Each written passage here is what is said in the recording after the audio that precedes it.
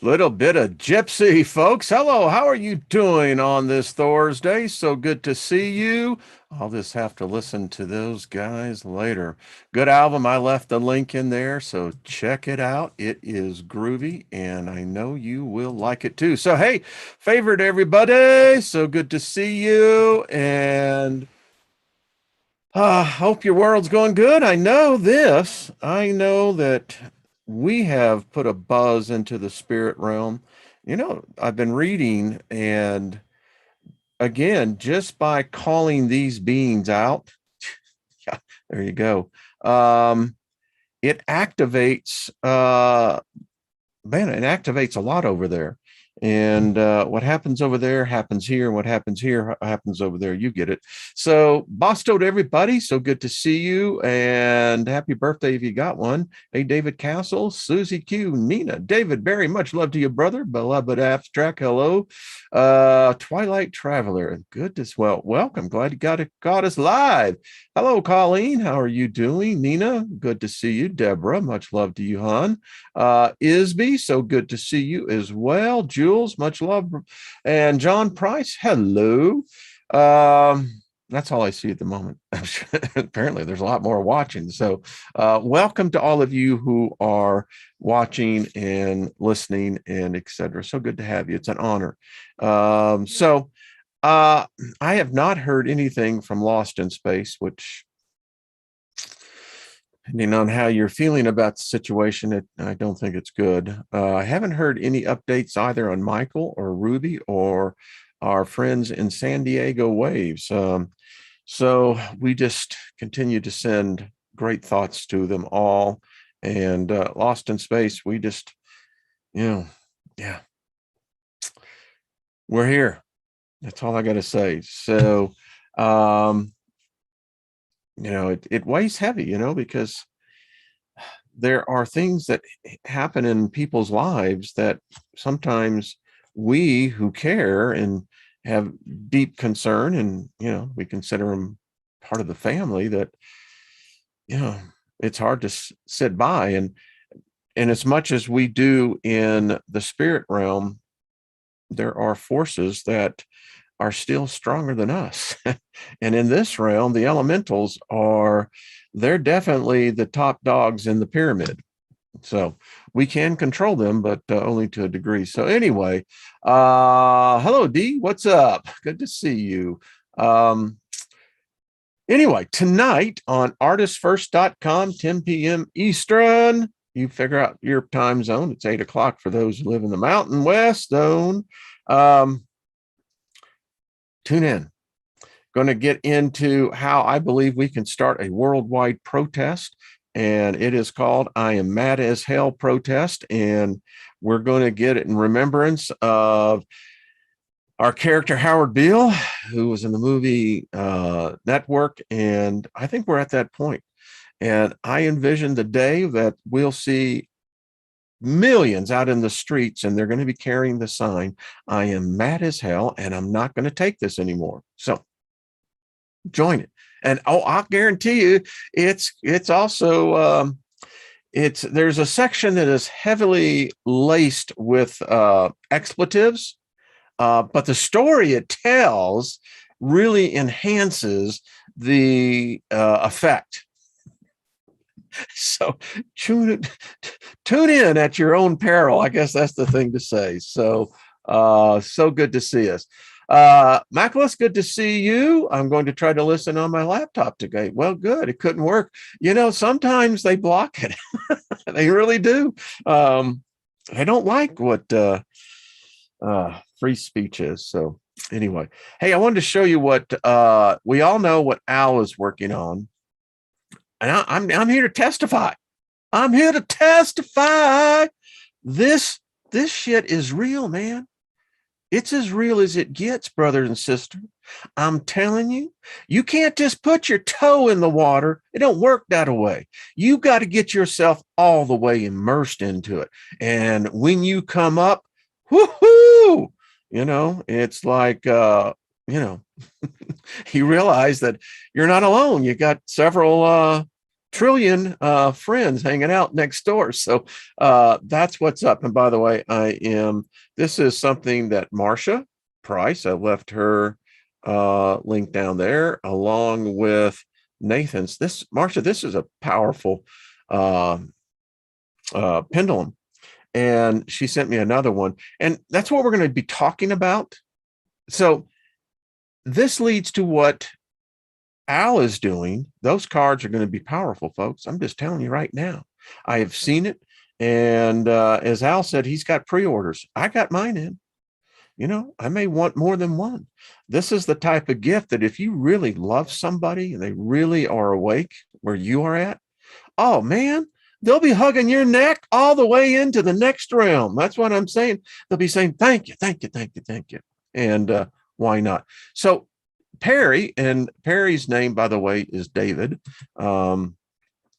Much love to you, David. He is working on this, and I know this is an very advanced concept. I want one of these. I want a couple of them. This will be on a t-shirt. That's what I'm talking about. Uh-huh. I mean, oh yeah. You'd be walking around like freaking Superman, That's all I got to say. That's it. So we're going to be going back into the book by John King, The Secrets of Magic. And I brought this out because what we're talking about is divination. I have a few tools. I have this. And when Patrick Garrity and I used to do the talking to the planets, you know how powerful these are. These are rods. These particular ones were from Jeff Doherty. And when you have other things like, you can do the scouring, get into the twilight zone. This one's really powerful. I'm going to tell you what.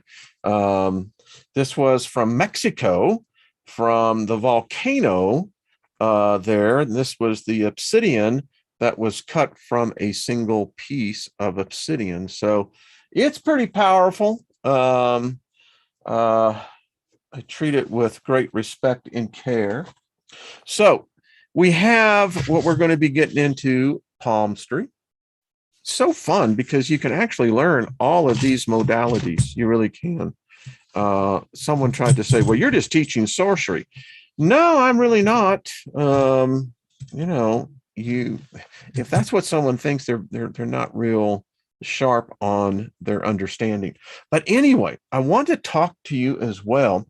So, as you know, I showed you what Nathan sent me, and I left his link. His stuff is just it's top drawer. He's in a Kickstarter campaign, and I think it's great. If any of you have any Kickstarter campaigns, let me know. So these cards, there's 72 of them, which mimic, depending on what tarot deck you have. I have a number. It just depends. But what's really interesting, and I was just experimenting with Lynn last night. So there is a particular angel that these, along with what we're doing in the flash deck, is wow. That's all I can say.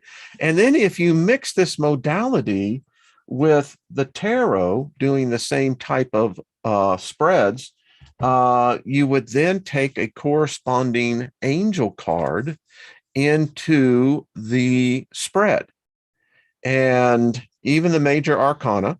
And that then would give you a little bit more deeper insight, because the angels are, well, let's just face it, folks, they're everywhere. And I guess sometimes we don't really stop and think. So, wow,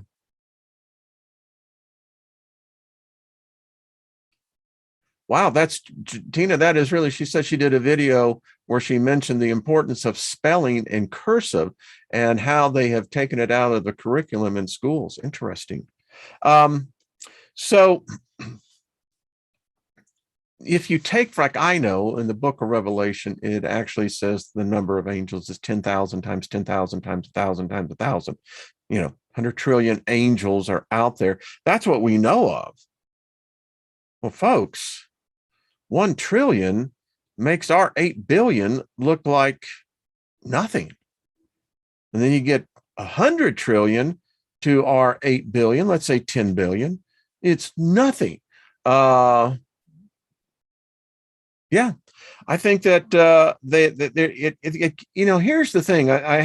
When I think about and there's a lot of different teachings out there. I'm just speaking my opinion that there seems to be so few humans.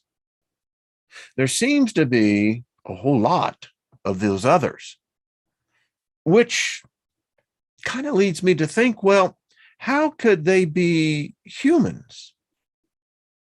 It doesn't make sense. Unless there's 100 trillion humans somewhere that have never been born, never been incarnated, never, I don't understand. The math doesn't add up for me, which then implies that to be a human soul really is very special. I mean, it's more special than what any religion has ever taught.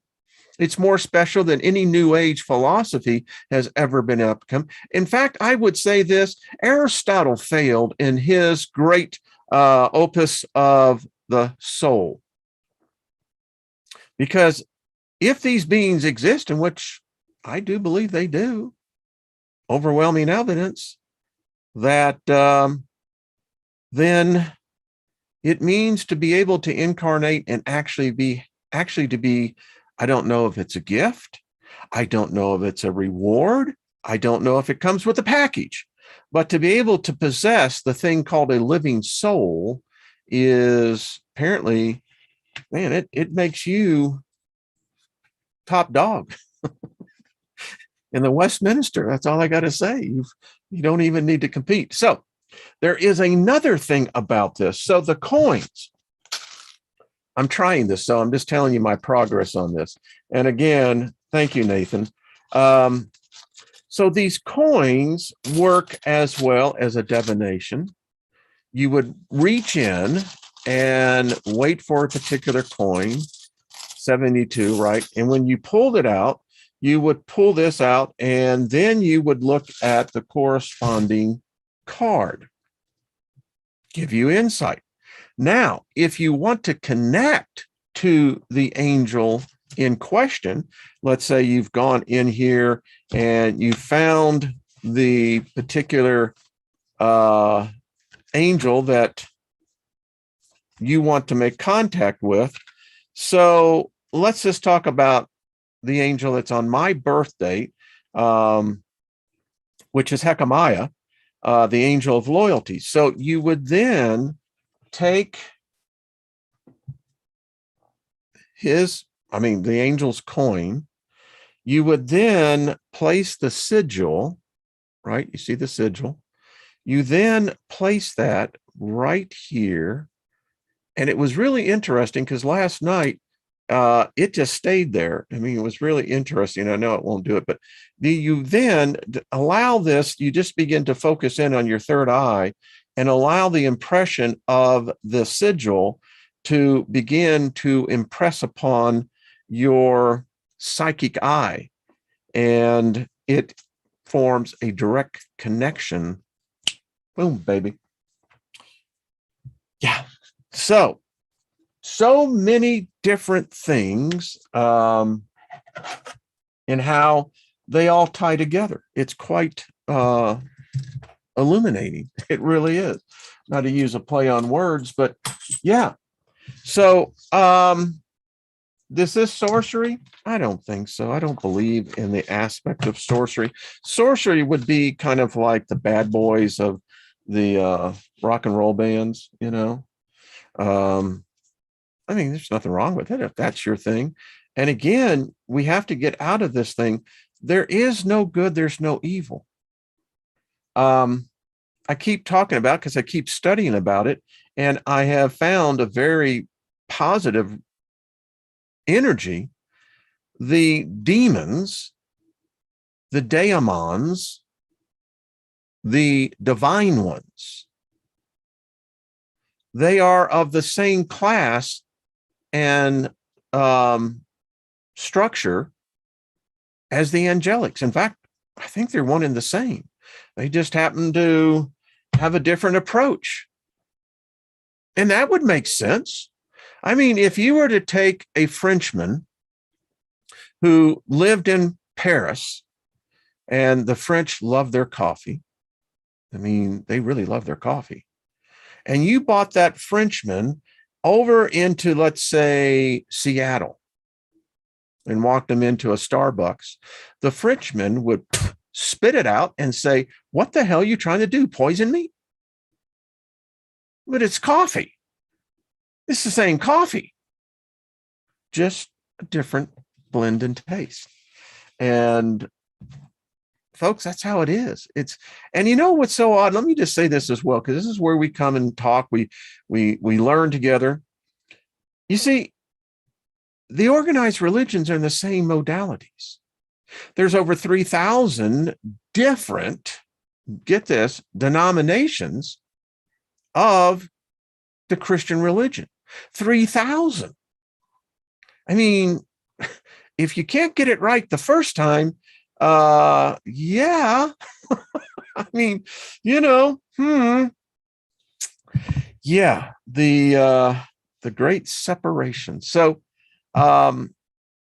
it's, if you learn, I haven't had any one of them tell me, "Well, I'm sorry, Steiger, you're not of our belief system. We serve Yahweh, and we know you got a real problem with that. And so I'm sorry, dude, I haven't found that. I haven't found anything to be religious. I use and studying more on the Hebrew, I think Julianne could probably testify to this as well. It's not that you're saying the Elohim or Yohe-Vahe is as a tone of worship. What you're using is the tonal vibrations of what that word, those what I would call phonetics that vibrate, they send the frequency, they open the portals. Yeah. And if you get the tonal right, they talk about letting it resonate, right in here. Like, I don't do Hebrew very well. So, but anyway, I'm learning. So anyway, for what it's worth, I'm going to have to put this down. It's rather like the meditation beads I have over here. And I do use those. You should have one too. I recommend them. They're great for focusing. And if you have trouble meditating, they're a great way to meditate. All you do is begin to meditate on the beads as each one hits the fourth thumb and finger. And then you begin to just focus in on each one as it goes. All right. So, Danielle, you're absolutely right. Harmonics. That's what it is. Speaking about Raised by Giants, y'all know we have Ryder Lee coming on next Wednesday. He's going to show us. Hey, Ryder, there you are. Good to see you, brother. He's got some new revelation. So it's always fun to have Ryder on. So, and if you haven't subscribed to his channel, go over there, Raised by Giants. It's good. Hey, Brent the Gent, what's up? Good to see you. I've seen you here much more regularly. I'm honored to have you. Isis Blackfeather, how are you doing? Speaking of which, so they say that if you find a feather, particularly on your doorstep, that an angel is there. Guess what I found on my doorstep? Yep. Got it here somewhere. Put it in anyway, it's in one of the books here. Yeah. Hey, Delta Hook, what's up? Brandy 617, good to see you. Mike, good to see you as well. Yeah. These are great, I tell you. Hey, Dragon Soul Fox, good to see you. Deborah Sloan, hello. Miss Space Cake, hello. So yeah, anyway, for what it's worth a lot to me. No, it was not a robin feather. It's interesting. It was a white feather. And like I said, I have it in a book because I was doing some of my magic out in the place where I do it. And when I went out to the front, there it was. So kind of tells me that, you know, when you're making these connections, you're making connection with something that's really real. And even if you think it's pretend, it's amazing what the imagination can create. That's all I got to say. Did you hear a thump before the feather? I cannot recall. I mean, I literally finished doing an angel invocation. Literally, literally, literally, literally, literally, literally, folks. And that's what was there. So who knows? I don't know. But it's pretty cool. I had a whole bird fly. Wow. Now there you go. Danny, I think that may be in the little extreme, but yeah. Hey, Teresa, good to see you. Eye of the Maelstrom. Okay, let's get going on. What I'm trying to show that there is so many different things that each and every one of us can do. You can get really good at all of this. You know, now it's not to say that some people have a anointing, and that's what it really is. But then, you know, I played golf with a pro golfer one time.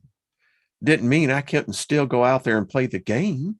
I still enjoyed it, just different levels, right? So I've had a whole bird family. There you go. So how many of you have been still finding dimes, huh? Isn't that interesting? Yeah, it is. uh Jeannie says, let's all ask the angels for a feather. The angel that I saw years and years ago at Grace Christian Center didn't have any wings. Hey, Claudette, good to see you. I certainly wouldn't messed with it. The being, he was dressed all in white. And what really got me was the golden sash around his waist. Was spectacular. It was, yeah, anyway, that's that heavenly gold, right? You know, you got the heavenly gold, and you know, you're going, and as you continue to read these books, and those of you who know what the rose gold flame is, it's interesting how you begin to build that. And there is one ritual where you have to visualize reaching in and grabbing gold coins, gold bars, gold nuggets, whatever it is. And it's so interesting that when this came, it has aided to my visualization, because when I'm doing the ritual and opening up the portal into the abundance where the heavenly gold is, because the angels will rain gold upon you. If any of you have been following any of the spells, you know what I'm talking about. So this one, Nathan, I have to tell you, has aided because I can listen to it. I can even put silver coins in there if I want, and it's got that same thing. So because what you do is that you pull it back out of this portal that you've opened, and then the gold literally just gets absorbed into your hands. So I'm just giving you a little bit of an insight. Perry is very gifted. I'll tell you, both of them too. Can you imagine? Hey, Lucky Stone, good to see you. Interesting. You have a lot in the book. Well, Lucky, I would say that the dimes are also adding up. There we go, folks. So Daniel says, what's up with the dime finding, anyone? Well, I'll tell you what's up with that. It is a sign of prosperity. It's a sign that you have an angelic, and that's what they do when they're about to really start increase. You'll find dimes. It's a test.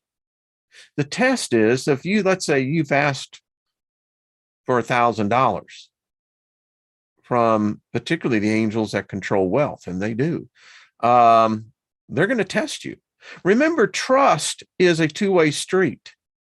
They know you, and it's not a question that they don't trust you. It's really a question to see, are you really humble? Are you really, what's your attitude of gratitude?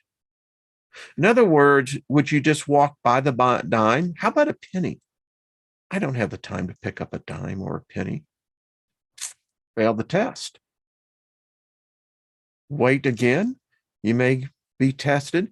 And each time you pick the dime up and you say, I'm thankful for this, because technically it's answered your request.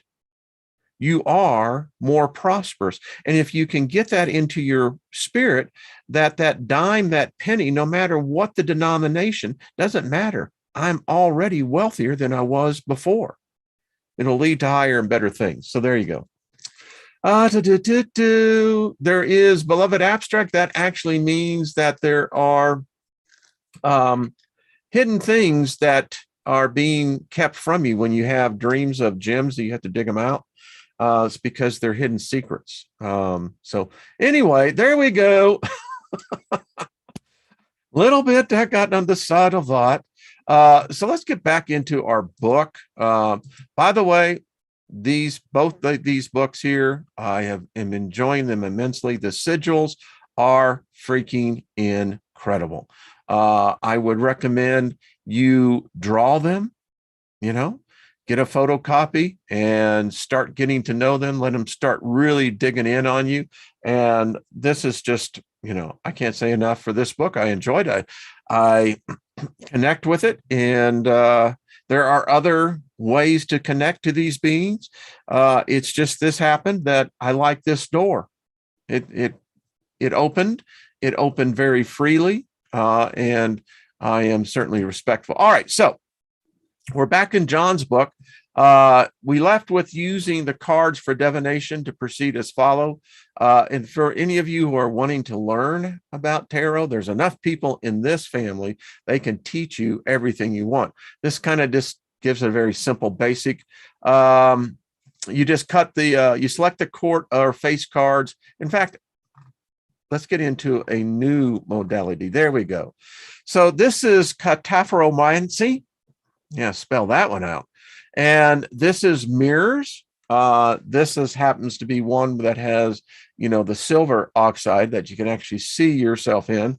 I really enjoy my black mirrors. They're phenomenal.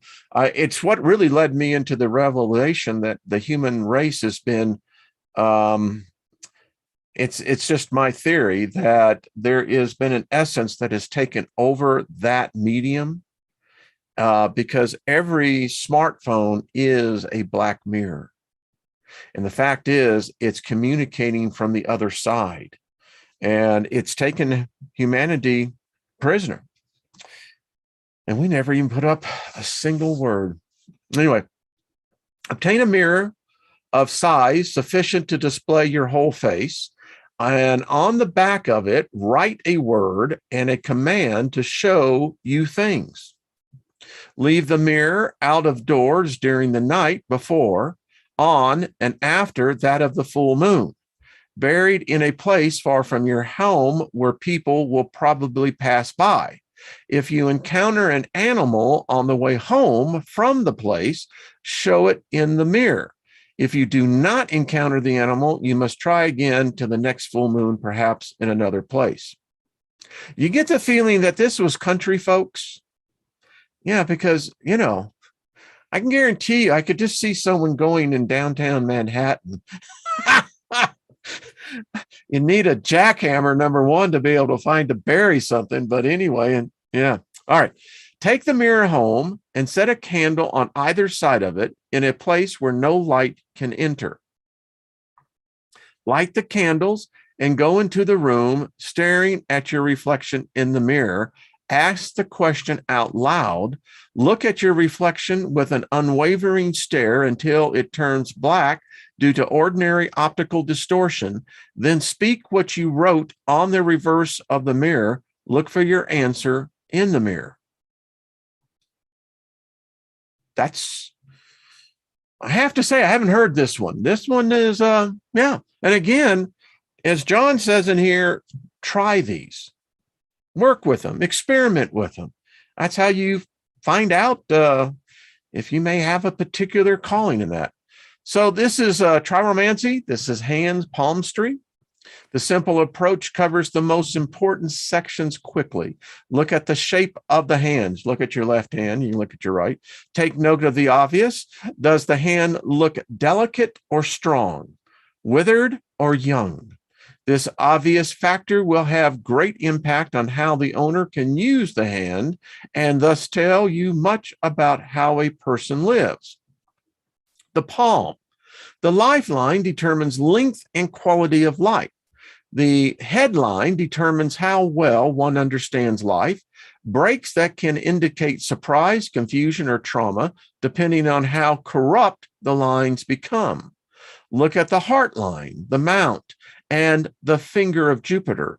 These show how one relates to others. Look at the fate line, the mount, and the finger of Saturn. This shows how one relates to one's work. The self line, the mount, the finger of shows how one relates to his or herself. The health line, the mount, the finger of Mercury, shows how one's world relates to him or her. The planes of Mars for men, or the resets for women. The plane of Mars, the width of the grasping area on the palm, determines how well one can handle life. Much broader palm. Yeah. As the area literally determines one's ability to grasp basic tools and weapons. The rasets indicate luxury and recreation. The lowest relates to the first third of life, and the one nearest the palm relates to the last third of life. There you go. The lines, look at its length. The life and the headline begin above the plane of Mars and move downwards across the palm, but the planetary lines begin near the wrist and move towards the fingers. The beginning of the line relates to events at the beginning of life, and the edge of the lines relate to events occurring in old age. And according to mine, and this is where people that this journey I've had the privilege of meeting, people like Heidi Vandenberg. The woman it's amazing. She still is. And she did a reading, I guess it's been nearly 5 years ago, and everything that she has said has occurred. And so there's apparently something really, really, really big. She says something like, Bill Gates, Jeff Bezos big. And I went, are you serious? She was serious. Anyway, look at its depth. The deeper a line, the more powerful its influence. Look at its texture. A heavily crossed or wrinkled line indicates trouble in the function of those powers represented by the line. A clear line indicates little resistance. Look at its location. Note how the line crosses other lines, mounds, and fingers. The effects described by the other line examinations will relate to the sections crossed or omitted. The fingers and thumb. The first section relates to swift changes in thought. The second relates to more stable patterns, such as emotions. And the third or base section relates to the body and material concerns. So look at your thumb. And where do you see the first break? And then you can determine where you have your particular area. This is interesting. The widest segment will show what area gives the greatest problem for the area described by that finger. Notice whether or not the finger leans towards another finger or away. This will show if one's area of life work together or are separated. Now, it's interesting because if you see my hand, get it over there, this finger is naturally, well, not naturally, it's tilted to that direction. That was a result of the years that I was a drywall finisher. And, you just, so obviously it maybe brought everything into alignment. Who knows? Anyway, look at the thumb. The tip section covers creativity. The base section covers analytically ability. So if you have a large base, then you know that you're going to be much more analytical. The top, the larger it is, the more creativity you have. That's what we're talking about, baby.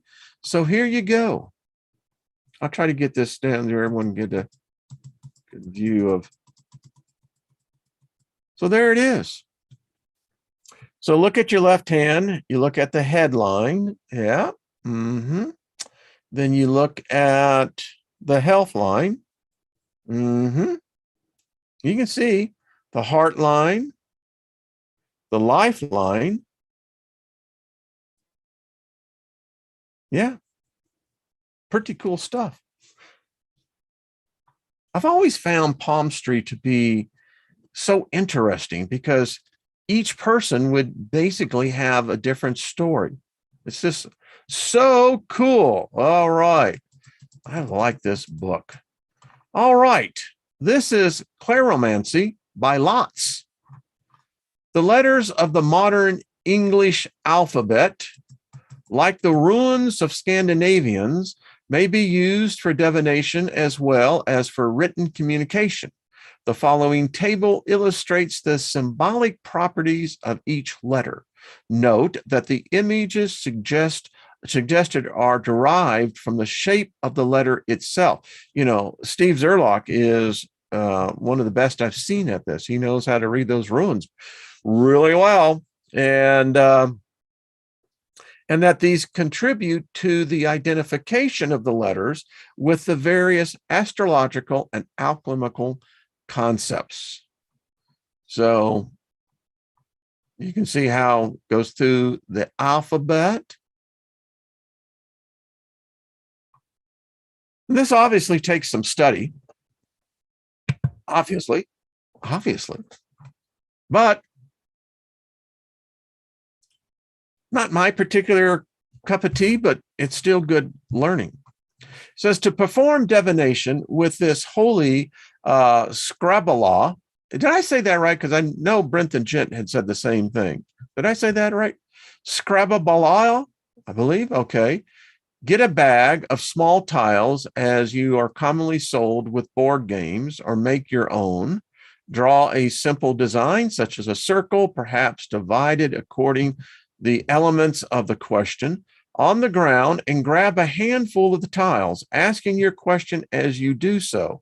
Toss the tiles out onto the design and remove all tiles facing downwards. Interpret the meaning of the arrangement based on the groupings of symbols and their relative placements to each other and the design. You see, that is a connection.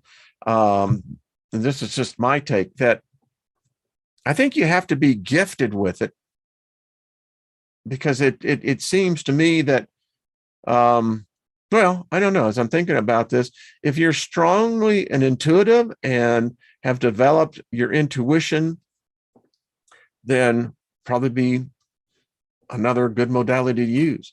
Identify the realms of your actual existence wherein you live, work, and relax. Consider possible schemes of arrangement, emotional states, physical territories, physical properties, and so forth. Yeah. You got to respect someone that has this ability. Go to these realms. That would be cool. And find things which have a direct relation to their environment. For example, if you search for indoor, outdoor, and in between items, you might have small tokens from around the house, stones from outside, and some keys. If you choose emotional states, you might have symbols of love, hate, fear, happiness. Has anyone actually ever built their own? That's curious. curious if someone has.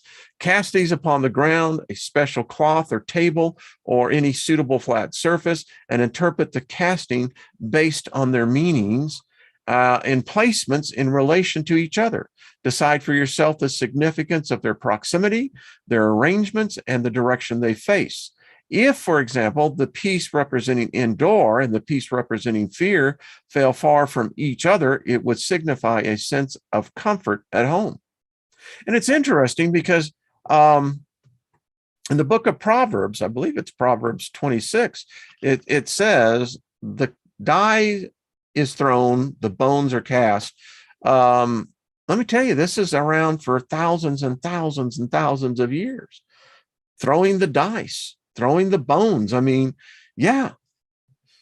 You know, back in those days, they didn't have the weather report.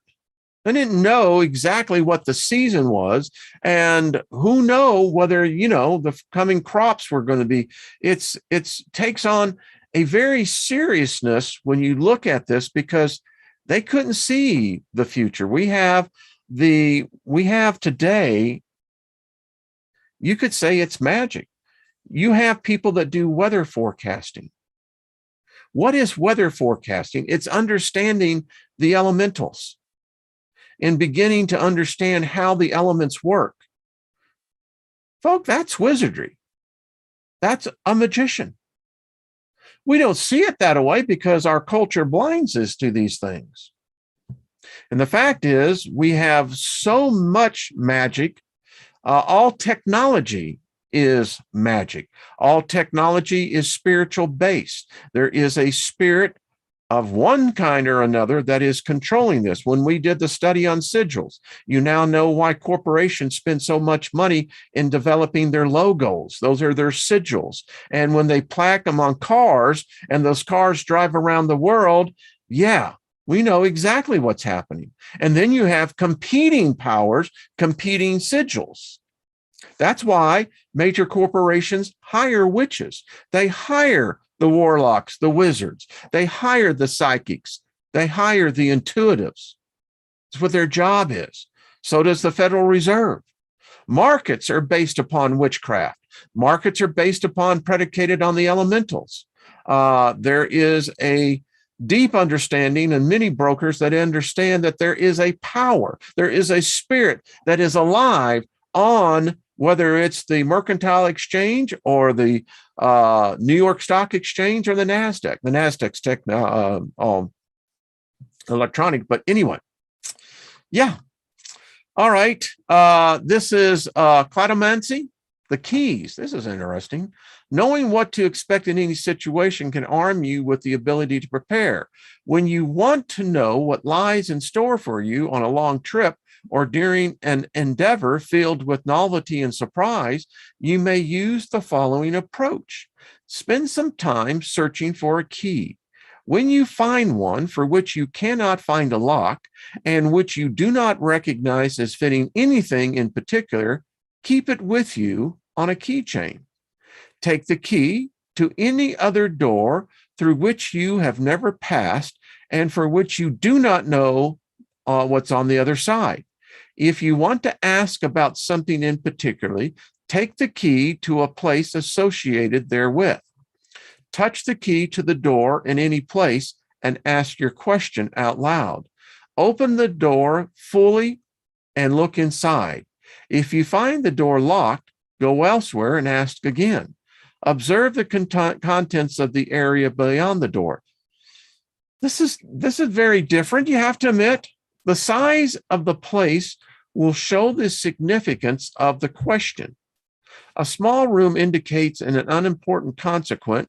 A large room indicates a complex entanglement or a significant opportunity.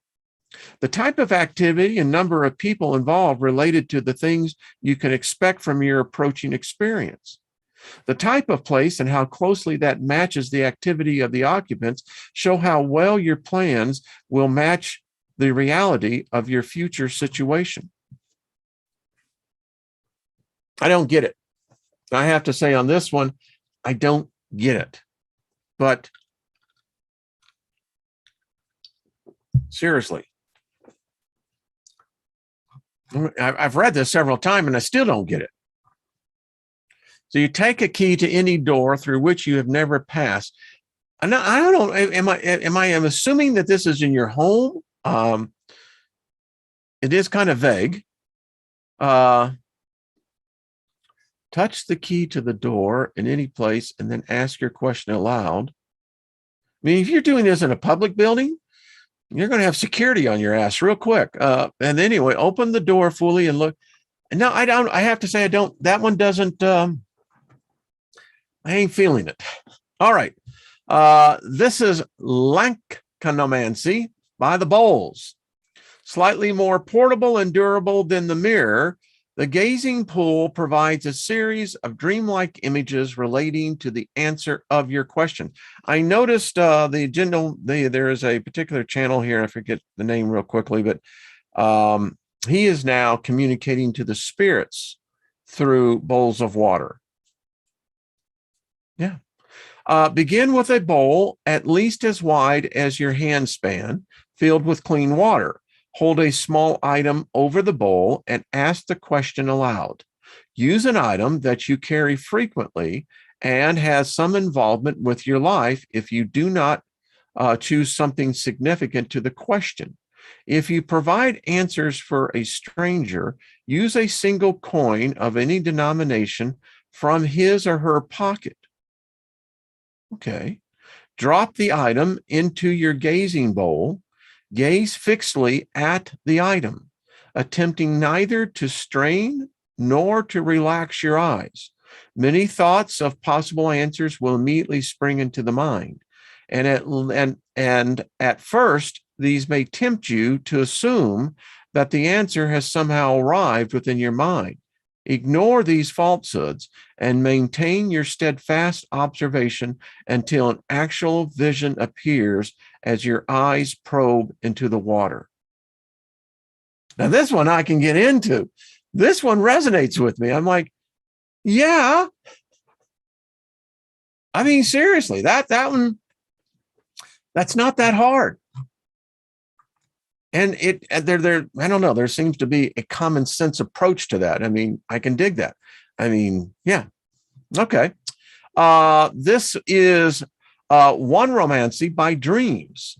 The accessibility of dreams and the vividness of their appearance makes them an ideal medium for divination. Interesting. We've talked about this, Trina, a lot. The obscurity of dream imagery and the possibility of forgetting the dream constitutes its major obstacles. I'm telling you, I had one last night. Wow. I'm going to have to meditate. And I have been, because it is blank, but I know there was a lot of stuff going on, you know? In seeking a clear answer from your dreams, begin by asking a clear question. Write the question on a slip of paper and place it securely under your bed or pillow before sleep.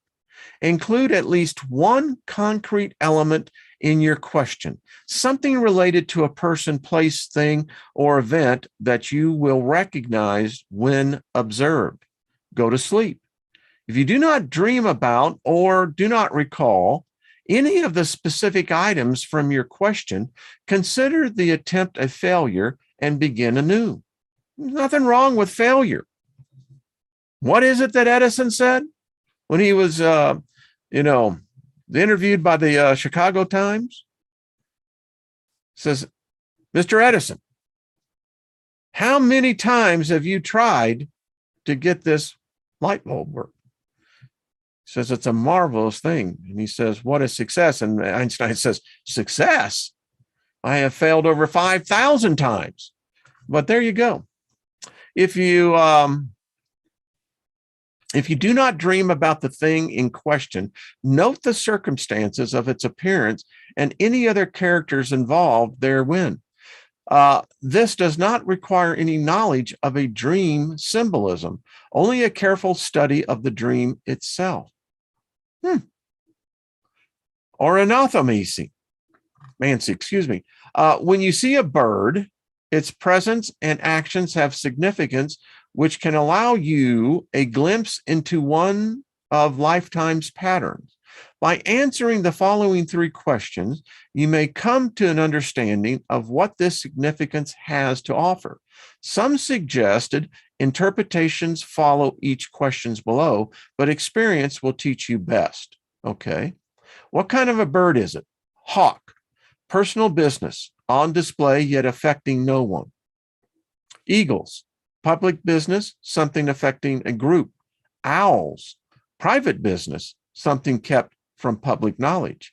Vultures, individuals making use of community resources. Crows, individuals making use of another individual's resources. Starlings, community making use of community resources. Songbirds, entertainment. Jays, mourning, opportunism. Doves, company and fellowship. They're always around our house. Nocturnal birds, night, relaxation. Except for when the robins start singing at 4 o'clock in the morning. You know that? They're about to move south here, but yeah. Anyway, ducks, conformity of a sense of worth. Geese, conflicting standards of worth. Grouse, disregard of standards of worth. What is a bird doing? Flying. North, material change, gain or loss. South, change of quality for better or worse. East, superficial change. West, new limitations, retreat. Eating, on the ground, gain with little effort. You know, when I lived in Austin, Texas, they had a bird down there called grackles. Y'all know what grackles are? And there was this great restaurant off 6th Street. And every March, because that's the perfect time when you're living in Austin, Texas, because it gets damn hot down there. But if you're eating in an outdoor restaurant, and this was a great Mexican food restaurant, man, I can still taste the, oh man, now I'm hungry. Oh, look what time it is. But anyway, they were like, they had a sign out there and it was funny as ever. And because it was true. And it simply said, 4,000 grackles can't be wrong. Our food is the best in Austin. And it was true. These grackles were everywhere and never realized. I should have said, geez. All right. In a tree, gain from work. In the road, gain from others.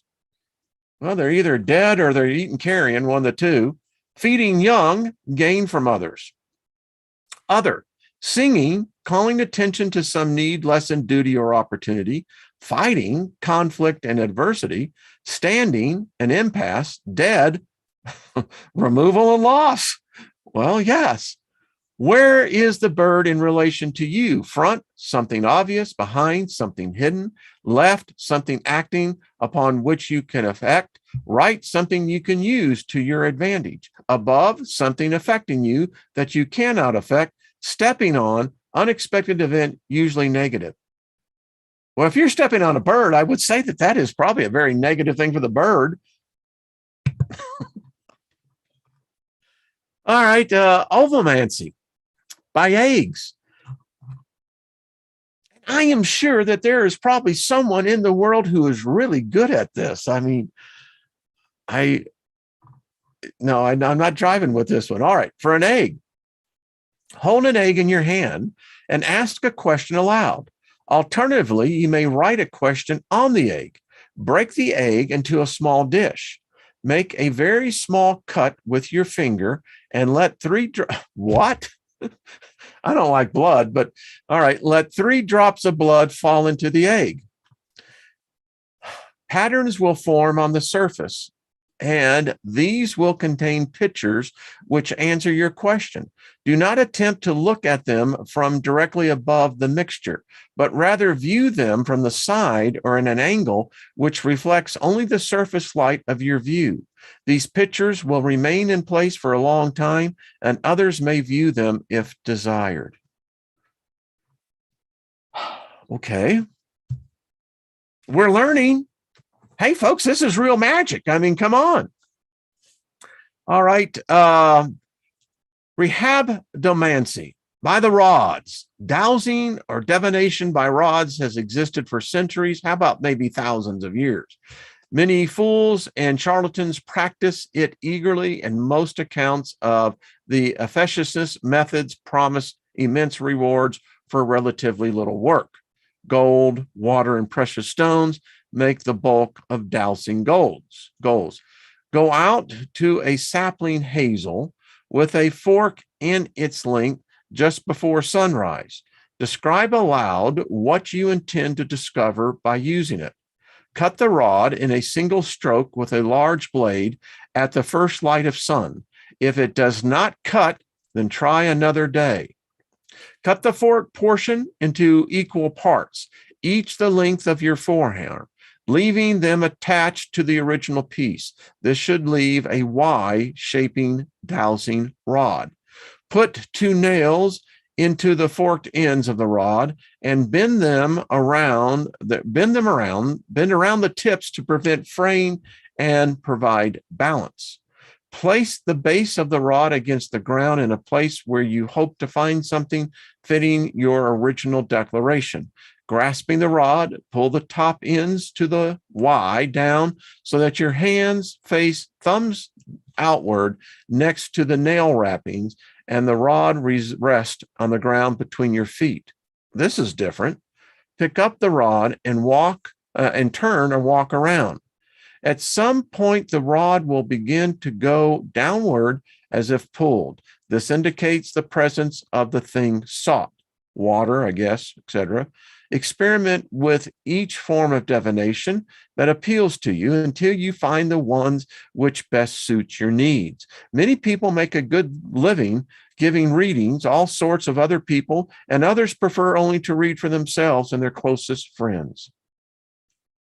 Good place to stop. We'll pick up tomorrow. Psychic powers. I really enjoy this guy's writing. I really do. I've told you I've bought some of his other books and can't wait to get them. And but anyway, I learned a lot here today. I really did. I've read it already, but it's still, you read it the second time, you're going to pick up even more. The key thing I don't get, I had to say, I don't get that. Brent the Gent says, usually I don't need divination on the stuff that is personal. Yeah, I mean, it's interesting. I mean, I've known some really talented people that could read palms. Had a law firm, and there was one of the secretaries of one of the partners.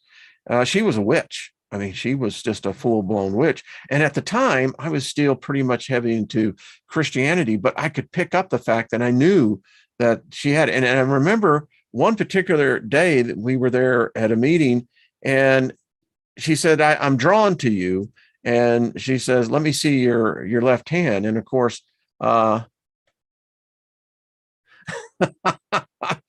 and I are avid readers. I mean, I can write, for instance, I write the Steiger. I'm talking to Teresa on this, that I love writing and I love reading. And so yeah. But anyway, getting back to, and I still remember her, still can see her. And she had a power. I mean, when she physically touched me, there was this jolt, and I knew she was different. And she told me some things. And of course, I was a little bit more naive. Should have taken her more serious is what I should have done. That's what exactly I should have done. But anyway, it's pleasant memories. All right. Hey, Robert V. What's up, buddy? Good to see you. Shannon, how are you doing, my dear? Good to see you. Suzanne, Casey, good to see you. Well, thank you, Danny. That's how it is. Yeah, I took the Evelyn Wood speed reading class. I did. But the problem with speed reading is that, it can get you into a little pickle because it's just picking up the gist. And so, yeah, but anyway. Well, thank you, Teresa. How kind of you. That is so cool. So, yes, Andromeda 7 tomorrow night, 7 p.m. Is it 9 p.m. Eastern, I think? Yeah, I think it is. And then Robert has his show on Saturday there with the Milky Way Soul Tribe. But anyway, I wish I could read and drive. Wouldn't that be something? a lot of the work that Brian Tracy did was on cassettes, and man, I went through some cassettes. Robert, I was just that away. No judgment, just blood magic isn't for me. It's not for me either. I don't like blood. I mean, I just I pass out. 9 p.m. Eastern. Thank you, dear. And Nina has her show on 6 p.m. So, oh, she's premiering the show that we did here. So there you go on Sunday. So, yeah. So when it comes to blood, man, I mean, that was the one thing I always had about communion. It was the idea that I am supposed to use my imagination drinking blood, and it still creeps me out. And I did it.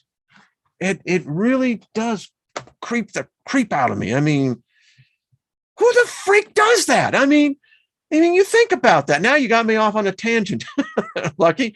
I'm thinking of this and I'm going, seriously? Drinking blood? It's symbolically. I don't give a damn if it's symbolically and analytically. I don't care. It's still, you're telling me I'm drinking blood. I don't get into that shit. It's like, And you're telling me you're going to eat my flesh? Yeah. And they write me and tell me that I'm the pagan. I'm the heretic here. Sure. Oh, God. Oh, creep me out, man. Creep me out. That's why I could never have been a paramedic, or a medic. I see the blood, man, I'm out. It's like, okay. Candy Apple, I'm sorry to hear you're not feeling good. Yeah. Red Hot Chili Peppers, blood, sugar, and sex magic. Well, that's a hot time for sure. I can definitely see that. Okay, folks, this has been fun. I mean, well, gross, but it's true. It really is. So 1111 across the one. Yeah, there we go. Anyway, heretic. yeah, that's what they call it. Catholic cannibals.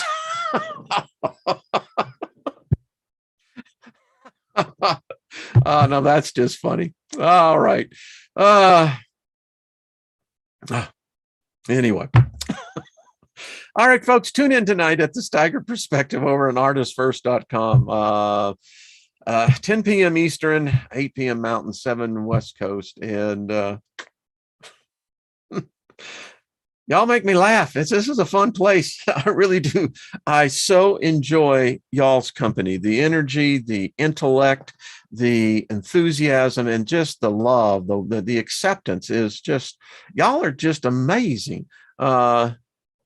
See, what's that? My hubs heard you and said Red Hot Chili Peppers. That's a spicy joint. If they ever, so I hear that Mountain Dew is coming out with a spicy hot soda drink, and I'm going, really? I have no doubt that probably someone's going to come up with making a spicy joint, marinated in such and such. And hey, Martin and Heidi, much love. Yeah, she says, I can handle the blood. Not sure I can handle the drinking of it. Yeah, it is just sweet. I love y'all. Y'all are just the best. Big Al, David Perry, you take care of yourself. David Barry, all the rest of you. Guy, I didn't see you in here today, but much love to you as well. And Miss Trina, Isby, good to see you. All right. Well, Isby will have to get together. The video chat is, yeah, I set my alarm for the Steiger. Well, thank you, Loretta. That's very good. Absolutely. The spicy meat, a spicy meatball. Yeah. Hey, Jules. All right. Much love, everyone. See you tonight. Tune in. It's going to be fun.